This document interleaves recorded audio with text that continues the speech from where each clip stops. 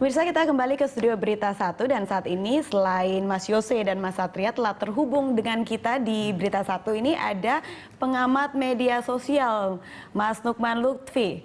Halo, selamat siang Mas Nukman. Selamat siang. Halo, selamat siang Mas Nukman. Ya, selamat siang. Ya. Mas Nukman, kita tadi sudah membahas dua segmen ini mengenai peran masyarakat di media sosial terkait dengan debat Capres tanggal 15 Juni lalu. Begitu, dan ini ada hasil yang sedikit berbeda, walaupun memang metodenya ternyata setelah kita diskus ini agak berbeda. Itu ada 1:3, itu untuk Pak Prabowo, dan ada yang menyatakan bahwa 1:5 untuk Pak Jokowi, Mas Nukman. Nah, dari Mas Nukman bagaimana melihatnya? Itu apa, percakapannya atau gimana? Gimana, Mas? Ya, 1:3 itu percakapannya atau apanya? Kalau dari Alsometri dinyatakan berdasarkan volumenya 1:3 untuk Pak Prabowo. Oh, itu begini. Kalau dari volumenya itu kita nggak bisa serta-merta menyimpulkan seperti itu. Jadi kalau di media sosial itu yang pro Jokowi juga ngomongin Prabowo. Sebaliknya yang pro Prabowo juga ngomongin Jokowi. Karena kalau di media sosial itu sekarang kalau aku pro Jokowi misalnya itu ya aku nggak cuma ngomong Jokowi, aku juga kadang-kadang ngomongin Prabowo, ya. Sama juga yang pro Prabowo itu juga ngomongin Jokowi, ngomonginnya biasanya jelek-jeleknya, gitu kan.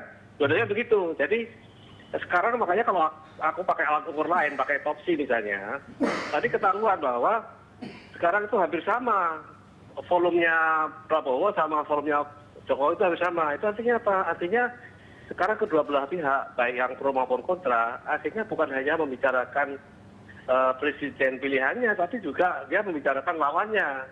Itu sama pentingnya sekarang. Dulu jaraknya itu jauh ya, dulu sempat jauh. Antara Jokowi sama Prabowo itu jauhan Jokowi. Tapi per hari ini, itu udah hampir sama. Artinya apa? Si publik itu nggak bisa lagi cuma membicarakan capresnya dia. Nggak bisa. Pasti akan ngomongin capres lawannya. Terutama kalau capres lawan tuh ada kelemahannya, itu pasti dibahas habis-habisan itu. Makanya kalau bicarakan Jokowi tidak murni pendukung Jokowi dan tidak murni isinya pendukung semua. Baliknya meningkatnya pembicaraan mengenai Prabowo itu tidak murni ya disupport oleh pendukungnya Prabowo, itu sebagian besar juga dilakukan oleh pendukungnya Jokowi yang menceritakan kelemahannya Prabowo. Gitu. Ya, Mas Nukman, dari Anda lihat ini di media sosial masyarakat lebih unggul Pak Prabowo apa Pak Jokowi, Mas Nukman? Kalau dari jumlah volumenya masih unggul Pak Jokowi, tapi dikit. Gitu. Tapi apa? Sedikit, selisihnya nggak terlalu banyak. Oke, kalau menurut Mas Nukman, apakah hasil ini mempresentatifkan penduduk Indonesia yang akan memilih nantinya di pemilu 9 Juli nanti? Biasanya apa yang terjadi di media sosial itu merefleksikan apa yang terjadi juga di offline, gitu. Memang tidak serta-merta kemudian angkanya sama, tapi itu merefleksikan. Jadi mungkin di bawah juga sama itu. Sekarang itu pertempuran di bawah, percakapan di bawah. Itu orang-orang yang pro Jokowi juga mempercakapkan Prabowo, terutama jelek-jeleknya, gitu ya. Sementara yang pro Prabowo juga ngomongin Jokowi. Sama, jadi kalau diukur semua, pembicaraannya sekarang itu hampir sama. Baik. Nah, Pak, makanya yang paling penting adalah tone-nya itu dilihat. Cuma membaca tone itu kan nggak mudah. Ya. Mas Nukman, itu kan mempresentatifkan penduduk Indonesia ya di Twitter khususnya ini yang kita bicarakan sekarang. Tapi bagaimana dengan elektabilitas? Apakah mempengaruhi elektabilitas dari kedua capres nih, Mas? Itu belum ada alat ukurnya, tetapi dari kasus-kasus sebelumnya, terutama waktu pilkada di Jakarta, DIY, sama pilkada yang wali kota di Bandung, itu kelihatan pengaruh di media sosial itu besar. Baik. Terutama bagi mereka yang belum menetapkan pilihannya.